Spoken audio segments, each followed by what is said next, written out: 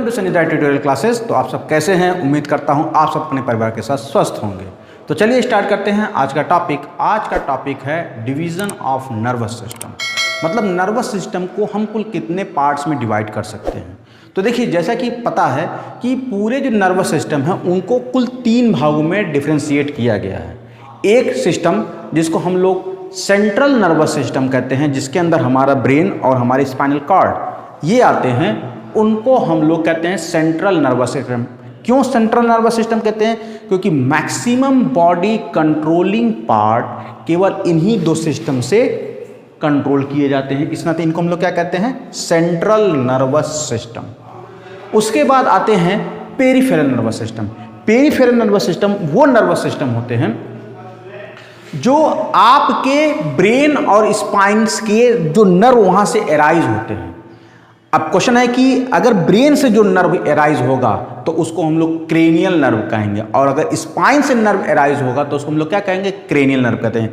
यानी ब्रेन और स्पाइन से निकलने वाले जो नर्व होते हैं उन्हीं नर्व को हम लोग, यार जिनसे हमारी बॉडी एक्टिविटी कंट्रोल होती है, यानी the nerve which arise from brain और spinal cord and control the human body activity are called peripheral nervous system.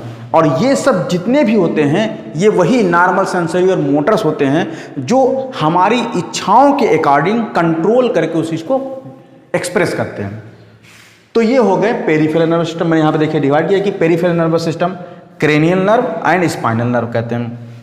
उसके बाद होता है autonomic nervous system. Autonomic nervous system आपके हाइंड ब्रेन से निकलने वाले वो नर्व होते हैं, या आपके स्पाइनल से निकलने वाले कुछ वो नर्व होते हैं जो आपकी बॉडी एक्टिविटी को या तो इंक्रीज कर देते हैं या तो डिक्रीज कर देते हैं।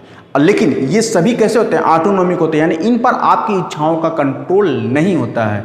ये आपके body temperature, digestion, metabolic system और इन सब और इन्वायरमेंटल फैक्टर पर डिपेंड करता है, और कुछ कुछ इसमें हार्मोन का इफेक्ट भी आता है।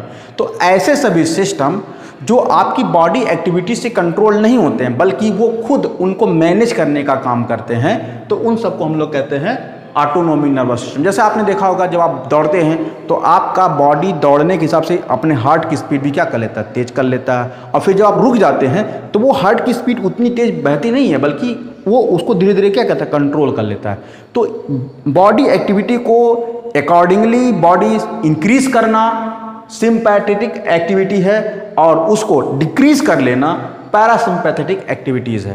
तो ये सब बॉडी एक्टिविटी, यानी जो जैसे आपने देखा होगा जब आप खाना खाते हैं तो उस वक्त पेट में मेटाबॉलिक प्रोसेस इंक्रीज हो जाता है, ब्लड का फ्लो पेट की तरफ ज़्यादा होने लगता है, सिंपैथेटिक एक्टिविटी। और जब आप पेट में खाना नहीं रह जाता है तब इनकी एक्टिविटी क्या हो जाती है? स्लो हो जाती है, यानी पैरासिम्पैथेटिक एक्टिविटीज़।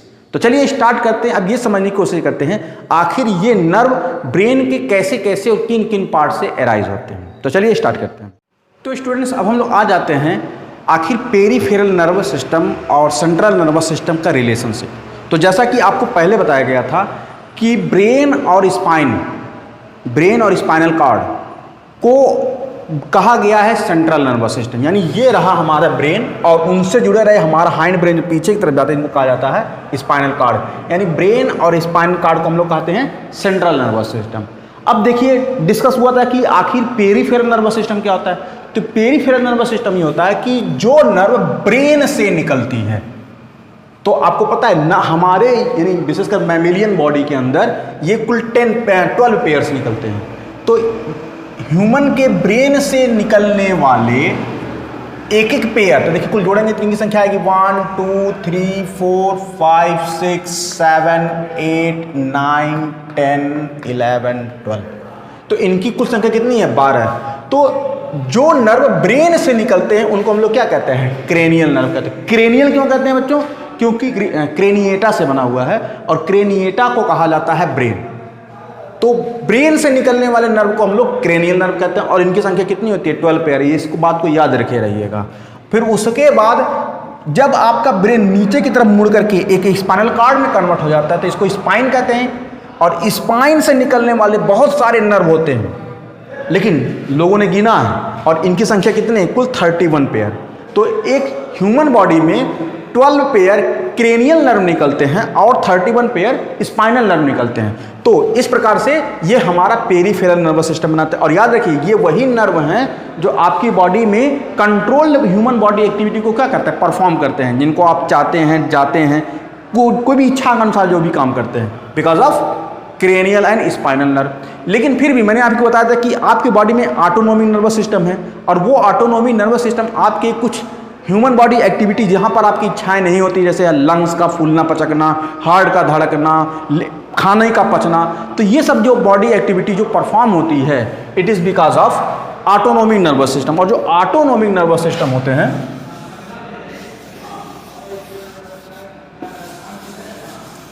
वो कुछ हिस्से आपके हाइंड ब्रेन के पार्ट से निकलते हैं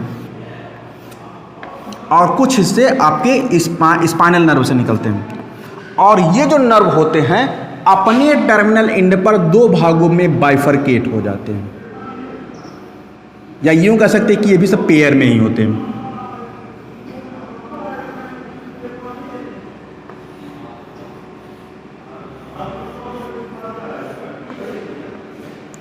ये भी पेयर में होते हैं।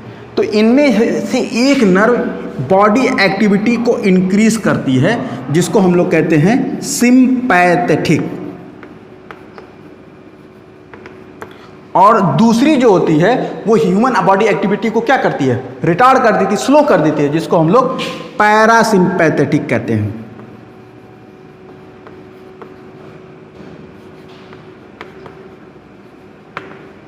जैसे एग्जांपल मैंने अभी आपको बताया था कि जैसे आप बहुत तेज दौड़ते हैं, तो आप जब दौड़, नॉर्मली आपका हार्ट का पंपिंग जो होता है वो 72 या 80 के बीच में होता है। लेकिन जब आप बहुत तेज दौड़ते हैं तो इसकी स्पीड 100 के आसपास पहुंच जाती है, और जब 100 के आसपास पहुंच जाती है तो उस वक्त आपके बॉडी में ऑक्सीजन सप्लाई ज़्यादा चाहिए।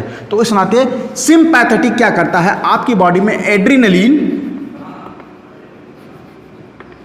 एड्रीनलिन हार्मोन का सिक्रेशन इंक्रीज कर देता है, जिसकी वजह से आपकी हार्ट बीट बढ़ जाती है। और जब आप दौड़ते दौड़ते रुक जाते हैं, थक जाते हैं, रिलैक्स करने लगते हैं, तो उसमें आपके बॉडी में नॉन एड्रेनलिन का सिक्रेशन होता है, आपकी हार्ट की एक्टिविटी को क्या करता है, रिलैक्स कर देता है, स्लो कर देता है। तो because of these two neuronic and hormonal action our body can be controlled. तो ये दो फंक्शंस, दो न्यूरॉन्स ऐसे होते हैं जो आपकी बॉडी एक्टिविटी को, यानी कौन सी एक्टिविटी जो ऑटोनोमिक होती है, उनको इंक्रीज और डिक्रीज करके ये कंट्रोलिंग करने का काम करते हैं।